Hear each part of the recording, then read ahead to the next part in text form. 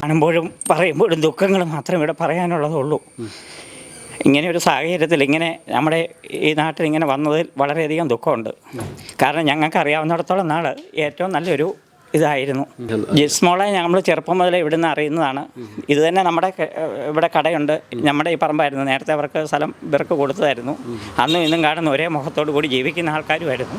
നിങ്ങളുടെ സ്ഥലമാണോ ഇവർക്ക് കൊടുത്തത്? ഇപ്പം ഇതിൻ്റെ ചേട്ടന് തോമയൊക്കെ ചെറുപ്പത്തിലേ മുതലേ ഞങ്ങൾ അച്ഛനമ്മമാർ മുതലേ സ്നേഹബന്ധത്തിൽ വളർന്നതായിരുന്നു.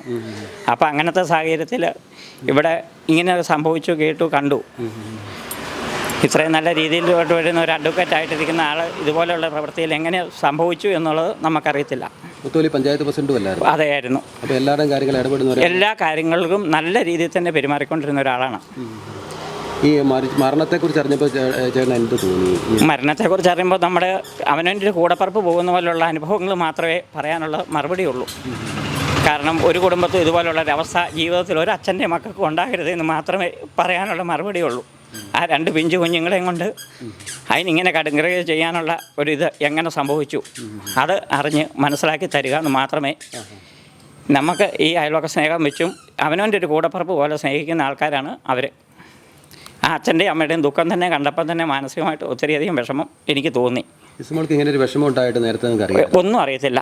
ഇങ്ങനെ ഒരു സംഭവം ഉണ്ടായിട്ടാണ് നല്ലൊരു കുടുംബത്തിൽ പിറന്ന ഒരു പെൺകുട്ടിയായിട്ട് മാത്രമേ ഉള്ളൂ. അതിനെ കല്യാണം കഴിച്ചു വിട്ടു, കല്യാണത്തിന് നമ്മൾ പങ്കെടുത്തു, കാര്യങ്ങൾ ചെയ്തു. പിന്നെ ഇങ്ങനെ ഓരോ കുടുംബത്തിൽ ഇതുപോലുള്ള മാതാപിതാക്കളിൽ നിന്നും കിട്ടുന്നത് ഈ ചാനൽ മുഖാന്തരം കേൾക്കുമ്പോൾ തന്നെ ഇങ്ങനെയൊക്കെ സംഭവിച്ചൊരു പെൺകൊച്ചാണോ ഇത് എന്ന് തോന്നും.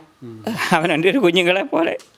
പോലീസിൻ്റെ അന്വേഷണം അങ്ങനെയുണ്ട്. പോലീസിൻ്റെ അന്വേഷണം ഇപ്പോൾ നമുക്ക് അതിനെപ്പറ്റി ഒന്നും പറയത്തില്ല, നമുക്കൊന്നും അറിയത്തില്ലല്ലോ. അറസ്റ്റ് ചെയ്തിട്ടൊന്നും ഇല്ലല്ലോ. അല്ല, ഇതുവരെ നിലവിലൊന്നും നമ്മളിതിനെപ്പറ്റി അറിയാവുന്നതല്ലേ അറിയത്തുള്ളൂ. എത്ര കാലത്തെ പരിചയമുണ്ട് ജിസ്മോളുമായിട്ട്? ജിസ്മോൾ കുഞ്ഞുനാളിൽ എങ്ങനെയാണോ ഉണ്ടായത് അന്ന് മുതലുള്ള പരിചയങ്ങൾ വന്നിട്ടുണ്ട്, ചെറുപ്പം മുതലെയുള്ള ഇത്. അമ്മ ബാങ്കിൽ തന്നെ നമ്മുടെ മുത്തോലി പഞ്ചായത്ത് ഞങ്ങളുടെ വാർഡ് 13 നിന്ന് മത്സരിച്ചായിരുന്നു. അതൊരു ആക്സിഡൻറ്റ് സംഭവിച്ച് അതും മരിച്ചുപോയി. അങ്ങനെയുള്ള കഥ ഇതൊക്കെ പറയുമ്പോൾ തന്നെ മാനസികമായി ബുദ്ധിമുട്ടുണ്ട്. ദൈവത്തെ ഓർക്കാൻ ശ്രമിക്കും തോറും മറക്കുന്ന ഒരാളിനെ ദൈവം ഇങ്ങനെ എന്താ പറയുന്നത്? എന്താ തെരഞ്ഞെടുപ്പിലൊക്കെ മത്സരിക്കുമ്പോൾ കൂടെ ഉണ്ടായിരുന്നു. അമ്മ മത്സരിച്ചപ്പോഴും എല്ലാത്തിനും ഞങ്ങളുടെ ഒരു സ്വന്തം കൂടപ്പിറപ്പാണ്. ഞാൻ ഹിന്ദുവാണ്, ഇത് ക്രിസ്ത്യൻസാണ് എന്നത് പോലും ഇല്ല. ഞങ്ങളുടെ തന്നെ ഏത് കാര്യങ്ങൾക്കും ഇവരുടെ ആദ്യകാലം മുതലേ കാരണവന്മാരായിട്ടുള്ള ബന്ധങ്ങളുള്ളതാണ്. അതേ പറയാനുള്ള മറുപടിയുള്ളൂ. അതുകൊണ്ട് എങ്ങനെയെങ്കിലും ഇത് എങ്ങനെ സംഭവിച്ചു എന്നുള്ളത് ഒന്ന് മനസ്സിലാക്കി അത് കാര്യങ്ങൾ ചെയ്ത് അത് ചെയ്യണമെന്ന് മാത്രമേ പറയാൻ പറ്റൂ. ഇല്ല, നമുക്ക് അതിനെപ്പറ്റി ഒന്നും അറിയില്ല. പോലീസുകാരോ ബാക്ക്ഗ്രൗണ്ടുകളോ വേറെ ഒന്നും നമുക്കറിയത്തില്ലല്ലോ. തോമസ് ചേട്ടനെ സംബന്ധിച്ചൊന്നും യാതൊരു കുഴപ്പമില്ല. ഇവിടെ ആർക്കും ഈ പടിഞ്ഞാറ്റിൻകരയുള്ള ഞങ്ങളെപ്പോലുള്ള ഈ അടുത്ത അയൽവാസികൾക്കൊന്നും ഇവരെക്കുറിച്ച് യാതൊരു കംപ്ലയിൻറ്റും പറയാനുള്ളതില്ല നിലവിൽ. കല്യാണം കഴിഞ്ഞിട്ട് 5 വർഷമായില്ല. ഇപ്പോഴേ ഈ കാണുമ്പോൾ ഇത് ഇവിടെ വന്ന് ഇങ്ങനെ പറഞ്ഞപ്പോൾ അത് ഇങ്ങനെ ആത്മഹത്യ ചെയ്തെന്ന് വീട്ടുകാർക്ക് വന്ന് പറഞ്ഞപ്പോൾ മാത്രമാണ് എനിക്ക് ഇതിനെപ്പറ്റി കണ്ടപ്പോൾ തന്നെ ഈ TV കണ്ട ചാനൽ കാണുമ്പോൾ അന്നേരമാണ് TV വെച്ചത്. ചേട്ടാ ഇതൊന്ന് ഓൺ ചെയ്ത് TV ചാനൽ കണ്ട് അയ്യോ ജിസ്മോൾ ആത്മഹത്യ ചെയ്തു കേട്ടോ എന്ന് പറഞ്ഞപ്പോൾ തന്നെ അങ്ങനെ തന്നെ മനസ്സിന് ബുദ്ധിമുട്ട് തോന്നിയ ഒരു ജീവിതമാണ് നമ്മുടേത്. കാരണം ആ 2 പിഞ്ചും കുഞ്ഞുങ്ങളെയും കൊണ്ട് ആ തള്ള ഇതുപോലുള്ള ക്രൂരകൃത്യം ചെയ്യാൻ ആ തള്ളയെ ആര് പ്രേരിപ്പിച്ചു? എന്താണ് ഇങ്ങനെയൊക്കെ ഉള്ളത് കേൾക്കുമ്പോഴും കാണുമ്പോഴും ഉള്ള സിനിമാ കഥ പോലെ തന്നെ തോന്നാനുള്ള ഇതുള്ളൂ. ഷൈനിയുടെ ഇതുപോലെ അല്ല ജിസ്മോൾ. കാരണം ഷൈനി ഒരുപാട് ബുദ്ധിമുട്ടി. പക്ഷേ ഇവർക്ക് അങ്ങനെയല്ല, ജീവിക്കാനുള്ള സാഹചര്യങ്ങൾ ആവശ്യത്തിനുള്ളത് തമ്പുരാൻ കൊടുത്തതാണ്. പിന്നെ അത് തന്നെ ഒരു അഡ്വക്കേറ്റായിട്ട് തന്നെ ഒരു ജീവിതത്തിലേക്ക് തന്നെ നയിച്ച ഒരു പെൺകുട്ടിയാണ്. അത് കൊട്ടാരമറ്റത്ത് തന്നെ അവിടെ ഓഫീസിട്ടു. അത് തന്നെയല്ലേ ഈ ബാർ അസോസിയേഷൻകാരുമായിട്ടുള്ള ഇതിനകത്തൊക്കെ നല്ല നല്ല നിലയിൽ തന്നെ ആർക്കും ഒരു ദുരഭിപ്രായം ഇതിനെക്കുറിച്ച് പറയാനുള്ളതില്ല. ബഹുമിടുക്കത്തെയാണ് എല്ലാ കാര്യങ്ങൾക്കും ആയിരുന്നു. പക്ഷേ ഇത്രയെല്ലാം ഇതിങ്ങനെ ഒരു ത്യാഗം ചെയ്യാനുള്ളൊരു മനസ്ഥിതി ആ കുടുംബത്തിൽ നിന്ന് ഇങ്ങനെ എന്താണ് ഇതിന് പറ്റിയത് എന്നുള്ളതിനെക്കുറിച്ച് അറിഞ്ഞ് നിങ്ങളെല്ലാവരും കൂടി സഹകരിച്ച് ഇതെന്ത് സംഭവിച്ചു, ആരാണെങ്കിലും ഈ ചെയ്യാൻ പ്രേരിപ്പിച്ച കൊലക്കുറ്റത്തിനുള്ള എതിരായിട്ടുള്ള ആരാണെങ്കിലും അവരെ നിയമത്തിന് മുമ്പിൽ നല്ലൊരു ശിക്ഷയോടുകൂടി ഇതിലാകണമെന്ന് മാത്രമേ പറയാനുള്ള മറുപടി. ജിസ്മോൾ നല്ല രീതിയിൽ തന്നെയുള്ള നമ്മൾ കൂട്ടത്തിൽ നിന്ന് നമ്മൾ രാഷ്ട്രീയപരമായ കാര്യങ്ങളും ബാക്കിയുള്ള പരിപാടികളും ഒന്നും നമുക്ക് ഇല്ല. ഇതിൽ നിന്നെല്ലാം മാറി നിൽക്കുന്ന ഒരു വ്യക്തിയാണ് ഞാൻ. എൻ്റെ കാര്യം നോക്കുന്നത് ഇപ്പോൾ ഈ കടയിലേക്ക് വന്ന സമയത്താണ് ഈ ചാനൽ ഇപ്പം നമ്മൾ കാണാനും ഇതുപോലുള്ള സംഭവങ്ങൾ ഇതിലായിട്ട് ഇപ്പം വിളിച്ചുകൊണ്ടാണ് ഞാൻ ഇങ്ങോട്ട് വന്നത്. അതാ ഷർട്ട് പോലും ഇടാതെ തന്നെ ചായക്കടയാണ് നമ്മുടെ ഇവിടെ തൊട്ടിപ്പുറത്തെ ഇത് കട.